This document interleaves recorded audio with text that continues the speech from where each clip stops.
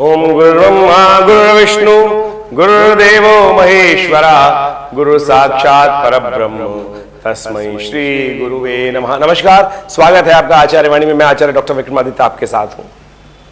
बृहस्पति अस्त होने जा रहे हैं।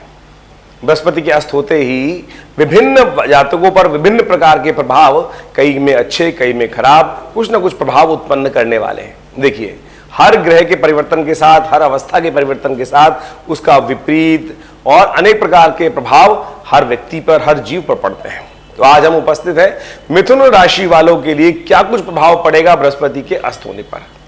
देखिए, बृहस्पति महाराज जो है आपकी राशि के अनुसार से मीन राशि में चल रहे हैं और मीन राशि उनकी स्वग्रही की राशि है और मीन राशि पर करीब 31 मार्च से बृहस्पति हो जाएंगे अस्त। और बृहस्पति के अस्त होते ही क्या प्रभाव उत्पन्न होगा। देखिए, बृहस्पति मीन के स्वयं के स्वामी है और आपकी राशि के अनुसार से दशम भाव में वो विराजित है। दशम भाव में जब बृहस्पति विराजित होते हैं तो दशम भाव जो है वो सम्मान का भाव है। दशम भाव विशेष तौर पे जो भाव है वो आपकी प्रतिष्ठा का भाव है। दशम भाव जो है वास्तविक तौर पे नौकरी का भाव है, सम्मान का भाव है, राज्य का भाव है, पिता का भाव है और कार्य की सफलता, पूर्णता का भाव भी माना जाता है।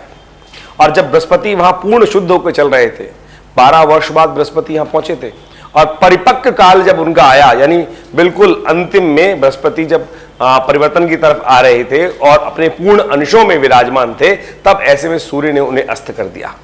अब उसका पूर्ण फल तो नहीं प्राप्त हो पाया जिन जिन क्षेत्रों में, लेकिन अस्त, देखिए, हर चीज में कुछ अच्छा भी होता है, कुछ खराब भी होता है। इस प्रभाव को समझें। बृहस्पति ने यहाँ जो पूर्ण फल प्राप्त नहीं होने दिया, अब उसके लिए क्या किया जाए, किस प्रकार से उसका प्रभाव को हम प्राप्त कर सकते हैं। बृहस्पति ने जब इस दशम भाव में चलते हुए क्या कर दिया, आपके जो लाभ होने के योग थे, नौकरी में प्रमोशन की बात चल रही थी, वो कहीं ना कहीं रुक सकती है। लाभ की बात चल रही थी, कहीं ना कहीं आपको सफलता, कोई कार्य आपने किया था वो सफलता की तरफ जाने वाला था और बिल्कुल आपको लग रहा था कि अब कार्य बिल्कुल होने के कगार पे है, और लेकिन वहां इन दिनों में रुक सकता है क्योंकि 21 अप्रैल को बृहस्पति बदल भी जाएंगे। ऐसे में ये 20-22 दिन जो है बहुत ही इंपॉर्टेंट है। इनको आपको कुछ समझकर उपाय कर लेना चाहिए और उपाय करेंगे तो बहुत सारे कष्टों को दूर कर सकते हैं। बृहस्पति का सामने की जो दृष्टि है, बृहस्पति की 3 दृष्टि शास्त्र के दृष्टिकोण से मानी गई है। सप्तम दृष्टि, पंचम दृष्टि, नवम दृष्टि। दशम भाव में जब बृहस्पति बैठते हैं तो पंचम दृष्टि से देखते हैं द्वितीय भाव को। द्वितीय भाव होता है कुटुंब का, धन का, ट्रेडिंग का, वाणी का, इन सब का भाव होता है। और उसके साथ साथ जो सप्तम भाव, सप्तम दृष्टि देख रहे हैं, वहां से सप्तम जो दृष्टि पड़ी वो पड़ा सुख पर, माता पर, भूमि पर, मकान पर, जमीन जायदाद इत्यादि समस्त चीजों के ऊपर, हर प्रकार के सुख पर पड़ा। इसी प्रकार से नवम दृष्टि जो पड़ रही है वो रिपु भाव पे पड़ रही है और वो भाव जो है वो विशेष तौर पे रोग का भाव माना जाता है। तो इस प्रकार से इन सब दृष्टियों पे जब बृहस्पति अस्त हो गए तो अब बृहस्पति का प्रभाव जो पूरी तरह से लाभ की तरफ जा रहा था, ज्यादातर भावों में वो कम हो जाएगा।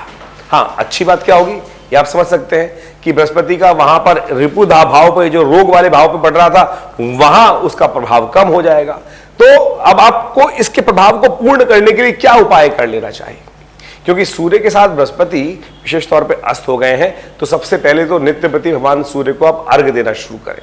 भगवान सूर्य को अर्घ देते हुए हल्का सा एक हल्दी डाल दे, थोड़ी सी उसके अंदर, एक तांबे के लोटे में थोड़ी हल्दी डालकर और थोड़ा पीला पुष्प डालकर भगवान सूर्य को अहे सूर्य सहस्त्रांशो तेजो राशि जगतपते अनुकंपाय माम भक्ता ग्रहणार्घम दिवाकरम, इस मंत्र से, या ओम घृणी सूर्य आदित्याय नमः, इस मंत्र का उच्चारण करते हुए, या भास्कराय नमः, या गायत्री मंत्र से, किसी भी रूप से नित्य प्रति आपको भगवान सूर्य को जल देना चाहिए। ये जल देंगे तो देखिएगा बिल्कुल जो बृहस्पति का प्रभाव खराब हो रहा है, इन सब क्षेत्रों में आपके व्यवसायिक दृष्टिकोण से दिक्कत आने के योग है, सफलता के दृष्टिकोण से आपके दिक्कत आने के योग है, वो ठीक हो सकता है। ये बहुत लंबा प्रभाव नहीं है, 1 महीने के लिए ही तो बृहस्पति अस्त हुए हैं और जाकर मई में उदय हो जाएंगे, लेकिन उससे पहले बृहस्पति परिवर्तित भी हो जाएंगे।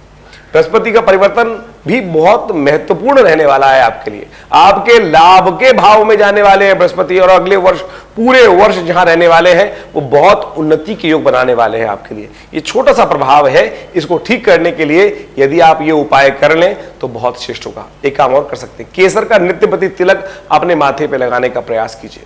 कुछ ब्राह्मणों को पीले लड्डू बेसन के होते हैं वो दान कर दीजिए। ये कुछ उपाय हमने आपके समक्ष रखे हैं और हमें पक्का पूर्ण तरह से अनुभव के माध्यम से इस बात को हमें समझ में आता है कि यदि इन उपायों को किया जाए तो बृहस्पति के अस्त होने से जो प्रभाव आपकी राशि के अनुसार से पड़ रहा है, आपके जीवन में पड़ रहा है, जिन जिन क्षेत्रों में पड़ रहा है, उससे आप उसके प्रभाव को कम कर सकते हैं, अशुभ प्रभाव को कम कर सकते हैं और शुभत्व को बढ़ा सकते हैं। और उसके साथ साथ गुरुजन का पूजन, ब्राह्मणों की सेवा, क्योंकि बृहस्पति का संबंध इन सबसे होता है और यदि ये सब कार्य किए जाए तो बहुत सुंदर तरीके से आप इस प्रभाव को बहुत बढ़िया से समझ सकते हैं। देखिए, बृहस्पति एक बहुत ही पवित्र ग्रह माना जाता है भारतीय ज्योतिष के अनुसार से और देवगुरु माने जाते हैं और देवगुरु के होने के पद के साथ साथ सबसे सात्विक भाव के ग्रह माने जाते हैं।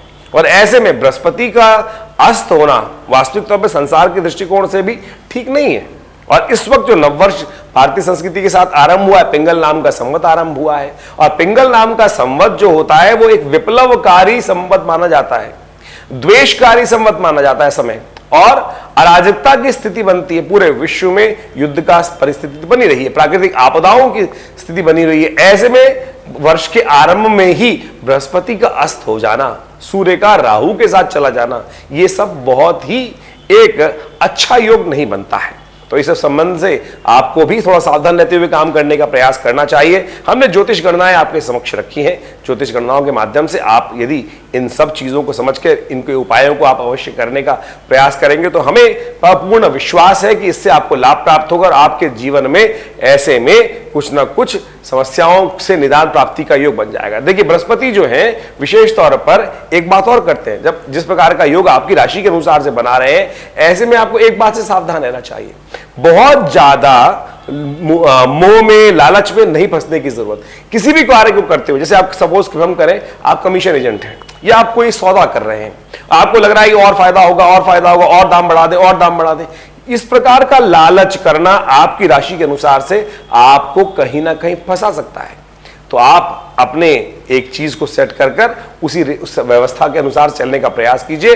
देखिए, बृहस्पति ज्ञान के देवता अस्त होने जा रहे हैं और उनका प्रभाव आपकी राशि के अनुसार से कैसा हुआ ये हमने आपको समझाने का प्रयास किया। इसके साथ साथ और भी ग्रहों का परिवर्तन जो हो रहा है, जैसे राहु का परिवर्तन हो रहा है, हमने उसके लिए आपकी राशि के अनुसार से एक अलग से व्यवस्था बनाने का प्रयास किया है, उसके अलग से वीडियो बनाए हैं, वो भी समझ सकते हैं। क्योंकि गोचर के दृष्टिकोण से एक जन्मपत्री पर विश्लेषण करना तो उस जन्मपत्री को देखने के बाद किया जा सकता है, लेकिन हर ग्रह के परिवर्तन के साथ साथ हर जातक पर, हर जीव पर उसका एक अलग प्रकार का प्रभाव होता है, उसको समझा जा सकता है और ज्योतिष वही समझाने का प्रयास करता है। आशा करते हैं आप भी समझेंगे और अपने जीवन में परिवर्तन लाने के लिए जो उपाय बताएं उनको अवश्य करेंगे। इसके बाद भी कोई मन में शंका हो तो चिंता ना करें, नंबर्स हमारे सामने आपके सामने स्क्रीन पर चल रहे हैं, उन पर आप फोन कर अपने परेशानी का हल जान सकते हैं। नमस्कार, धन्यवाद।